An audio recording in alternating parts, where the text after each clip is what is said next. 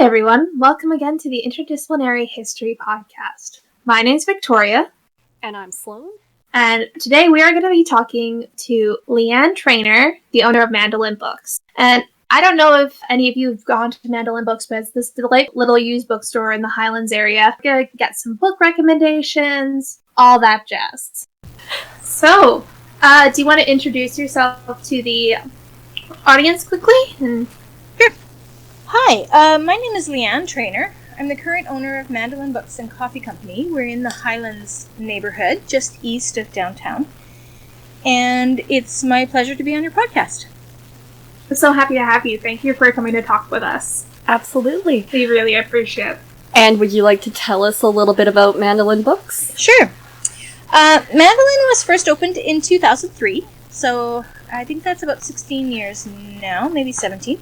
By a woman named Sharon Skage, and it has always been both a bookstore and a coffee shop. In those days, it was owner-operated. Sharon was always the one here to serve customers. And I would say the emphasis was on the bookstore side. She really knew her book inventory really well. In 2008, she sold the business to a couple in the neighborhood, Boyd and Laura England. They immediately hired staff and expanded the hours to be 7 days a week. And over time, they added more tables and more food choices. In 2014, they were ready to sell, and I happened to be in the right place at the right time and ready to end my years as a stay-at-home mom. So I'm really happy to continue the tradition of offering a great selection of food and specialty coffee drinks, as well as what I hope is a fantastic selection of used books. I've also, Boyd and Laura had a few retail and gift items, but I think I've added a little more on that end as well. Yeah, I've been into your store a bunch of times with my boyfriend just for study dates and stuff, and I'm always impressed by the amount of stuff you have there. I noticed you started carrying Storiarts scarves, which yes. I've only seen them on Instagram and on Facebook and stuff, so I was really excited to see that you had them in store.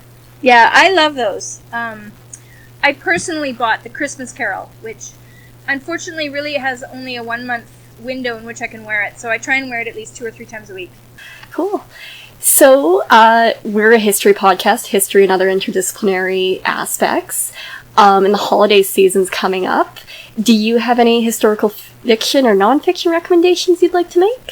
Indeed. The possibilities here are endless. I always say that my personal favorite way to learn history is by reading historical fiction. I actually hardly read any non-fiction at all. That is my confession.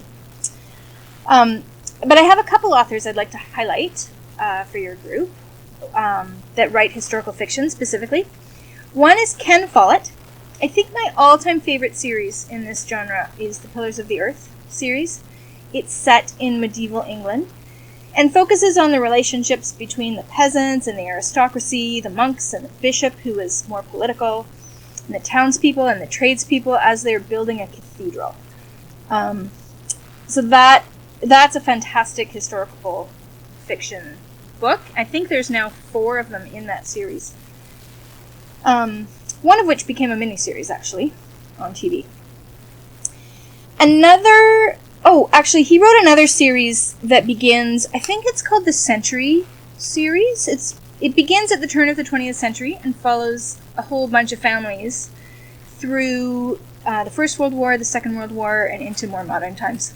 I believe that one's a trilogy with 3 books in it. They're also excellent. They're really good. Another author I'd like to tell you about is James Michener. He's a little bit older author. I don't know if university students these days would be familiar with Michener, but 20 or 30 years ago, I guarantee all your parents knew who he was. And he's written so many books that are historical fiction, usually named for the place where they're occurring.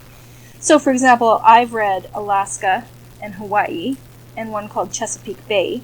Currently in our stock we have Poland and Covenant, which is set in South Africa. And he always starts in prehistory. So, for example, in the Hawaii book, he begins with the formation of the islands and the volcanoes, and then the first birds that came and dropped seeds, and then he describes the plants and animals that come to the island. And then finally introduces the Polynesian people who come over in their boats and settle And then you start to see characters and character development and story and all the normal things you would expect in the historical fiction. And often takes it right into modern times. So these are big books. They're epic stories. Each book is a commitment, but it's so worth it. They're really, really a good read. As for factual, actual history, I don't read it myself, so I don't have anything specific I could recommend. But here in the shop, we have a history section. I keep it filled with things that look interesting to me. Currently, we have what you would expect. We have Canadian history, we have world history, we have lots of European history, and then we get some really interesting, odd books in. Like I have a history of the Druids. I have a history of I think they're the Magyar people in Europe. There's one that's a history of the California earthquake in 1906. We have the history of Wales, which I think is a country that probably is forgotten often. And, we have some big epic color sort of world history coffee table type books in the store right now. So I think there's something for everyone. You just have to come and take a look at the shop. And there's actually a third type of book I would like to specifically recommend. I think it's super appropriate during what we're living through right now, during this pandemic, is to read biographies and memoirs. They're kind of a crossover type of book. They have the ease of reading like a fictional story, except they feature real people living through their time in history. And I think, it's important to remember that this pandemic, this is our time of adversity and challenge. This is something we are living through that's going to change each and every one of us. But we're not the first generation to have adversity and challenges. And there's things we can learn. So, if you were to read not just the facts of the Second World War, but to read a biography of somebody who lived through it and ask questions like, how did those people thrive and survive? What did they do to make it through those things that were so hard for them? So, other people have lived through famines, they've lived through war, they've maybe even an earlier pandemic. And if you like something a little bit lighter, maybe not everyone, but most musicians, most actors, most business people, anybody who's done anything in their life that's worth writing a book about, I would say has faced some challenge. Those are people who've had to overcome and grow and learn. And we can in turn learn from them, from their stories. So that is what I have on my reading list for Christmas holidays. That sounds awesome. It does. It's very cool that you bring up biographies. That hasn't been something that we've really heard much from people we've spoken to, so that's very cool. Do you have a favorite biography that you want to give a shout out to? Oh, I haven't read nearly enough of them.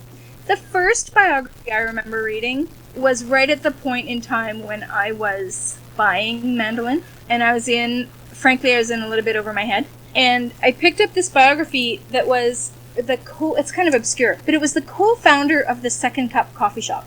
Oh! He and a business associate started the Second Cup in Ontario in the 1970s, like before coffee shops were a thing.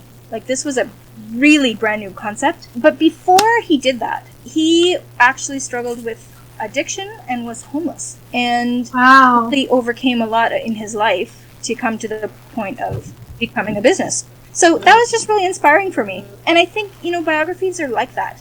Like, the biography that I love will not be the biography that someone else loves, because everybody has their own interests, right? Yeah. One person might read about a rock star. One person might read about somebody who's overcome a mental illness. One person might read a Holocaust story. We all read them for reasons. Yeah. I think one of my favorite autobiographies is that it's called Luncheon in Paris by Elizabeth Bard. And it's a really delightful, warm book, especially like right in the middle of a pandemic. It's great. It's about an American woman who meets a man in Paris and they just build this life together, and each chapter is ended with some recipes, so it's got that kind of cozy book element to it. Kind of like a cozy mystery, like, what's her name? Ellie Alexander. She writes really fun, cozy mysteries with recipes at the end of it. I don't know why, but it's just a favorite of mine. Yeah, like I said, everybody has their own favorite. Exactly, yeah. And you know what? Yeah. Before we get off the biography theme, I do want to give a shout out to a kids series of biographies that I've read with my daughter. They are called Dear Canada, and there's 20 or 30 of them. They're written usually in the style of a diary, usually a young girl, but they take us through Canadian history. So one that I remember specifically reading was a girl who contracted polio I think that epidemic was in the 50s. So you can just learn, it's a really accessible way of learning history, both for adults and for kids. Absolutely. I remember reading those, and specifically, I've got one about the Halifax explosion. Yes. And I was in this play called Shatter a couple of years ago at the Walterdale, and it was about the Halifax explosion, and many of the people I'd met as an actor there, they just hadn't come across it before. Yeah, that is an event that should be in every Canadian social studies history, and isn't. I'm not sure why. Yeah, because it's one of those events that it still has effects. It was the largest man-made explosion in history before Hiroshima and Nagasaki. And the reason why Halifax doesn't have much of a logging industry, and why they send a Christmas tree over to Boston every year, is because Boston helps them, and a Christmas tree that they send is actually because a lot of the trees that they have there are filled with shrapnel still. Yeah. Oh my. I didn't know that. Yeah, it's a weird fun fact that I learned as an actor. It's interesting that you bring up the Dear Canada series as kind of that younger readers, because in Alberta we do have this weird we have a social studies curriculum, and it's meant to encompass a lot of different things. It's meant to give you some politics, some economics, and some history. I don't know if it does any of those three things well. Yeah. I like that you gave kind of a shout out to, parents getting your kids more exposed to Canadian history, especially in Alberta where it's just not emphasized super hard in our curriculum. Mm-hmm. It really isn't. Yeah. It's hard to be a teacher and cover all those things well. Yeah. Mm-hmm. Yeah. So, with the holiday season, what are your favorite items that you'd recommend for customers to buy from your shop? Because we know you don't just sell books, you sell a lot of things, and do you have some recommendations for us?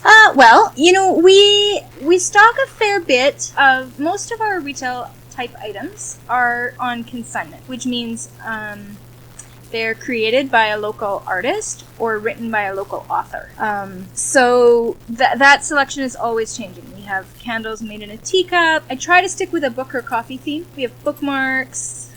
We already mentioned the Storiarts scarves and tote bags that I've started ordering in. Mm-hmm. And those are beautiful. Those take an excerpt from a classic book and print it onto a really good quality. I have both scarves and tote bags. So those are some of my favorites. Cool. Yeah, that's awesome. Cool. And what does it look like for a customer to come into Mandolin these days? I recognize I'm asking that a day after a pretty big announcement, but Yeah. Well, yesterday's announcement actually doesn't change anything for us. We have been takeout only since May, when we reopened after the big lockdown. Mandolin is cozy. Our whole ambiance and our space, I would describe as being cozy, which is really just a code word for small. So when they said that we needed 6 feet of distance between anybody seated and eating and anybody walking or browsing books, we just don't have that kind of space. So currently we're limited to just 4 customers at a time, and the space is wide open. Most of the tables are gone. The barista is still there, smiling and ready to serve coffee, drinks, and food, but they are takeout only. And we have sanitizer at the front door, so people can come in, sanitize their hands, and then we're fine with them browsing and looking at books as much as they would like to. Awesome. That's awesome. I'm very glad to hear it. I found, with certain retail stores, it differs, because I found, one tiny shop I went into the other day had, a limit of 15 people, which I thought was bonkers. It was tiny. Tiny! And then they were like, yeah, 15 people can be in here with social distance, and I was like... Yeah, if everybody stood still, and you marked it out on the floor. Yeah. Yeah. Everybody's doing their best, but communicating these things. It's complex. It is very complex. Yeah. Very cool. So Mandolin is known for all that. Is there something that people don't exactly know about your store that you wish people knew more about? Probably those consignment items that I referenced. I think, we have a landscape artist who has paintings up on the wall that are for sale, and they're beautiful. And really quite reasonably priced. And in and amongst our books, actually what might interest your group is we have quite a few. We probably have 6 or more books that are neighborhood history specific to the Highlands neighborhood. We actually have a Highlands Historical Society that is quite active here in the neighborhood because many of these homes were built over 100 years ago. So it is one of the more historical neighborhoods in this, and that is really valued here. Having been through Highlands, I can absolutely see that you can see that people put so much love and care into each of their houses and maintaining the historical buildings. Like, there's plaques everywhere. Whenever I go through Highlands, I just think it's just beautiful. Yeah, it really is. We also have the Historical Society leaves us their booklet that is the historical walking tours.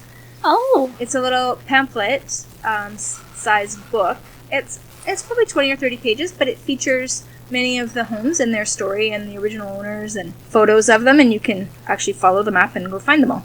That's awesome. And is that something that's available to customers right now? Yes. Yeah. Okay. We try and keep them in stock. If we run out, we call the Historical Societies. So, and they're free. They're just here to pick up. What a wonderful socially distanced activity. Come by, pick up a book, get a hot beverage, and go on a walk with your family. I think that's wonderful. Yep, Yeah. it sure would be. Is there anything else you want to let us know about Mandolin? No, just that we're awesome. You guys are awesome. You certainly are. And thank you so much for letting us speak with you. Yeah. You know what? I credit my staff. I have fantastic staff. Many of them are students. Some of them are students at Grant MacEwan. And they are the heart and soul of this place. When I'm here, I hide in the basement. My job is just to pay the bills. I have to say, whenever I walk into Mandolin, it's just such a wonderful environment. Everyone is just so friendly, and it's like the bookshop from You've Got Mail. It's just that lovely, friendly environment. Yeah. Yeah. You know, this is going to digress from history, but there's a concept in sociology called the third place. Yes. And that is how I think of Mandolin. So a third place is a public space where people feel like they belong. So your first place is your home, and your second place is most often your work. But a third place can be anywhere. So for some people, it's a library. For some people, it's school. For some people, it's, think of the village plaza in a little European village, right? The third place is that tree where everybody sits. And for lots of people in the Highlands neighborhood and for our regular customers, we're that place. So we really are looking forward to becoming that community hub again. You know, that place where neighbors and friends just kind of run into each other by accident and sit down and there's conversation going across tables because literally people are sitting elbow to elbow. Yeah, that's really that is my passion for the place, is being that community hub and that social gathering place. So that is a sadness for me right now, but I know that those times are coming back.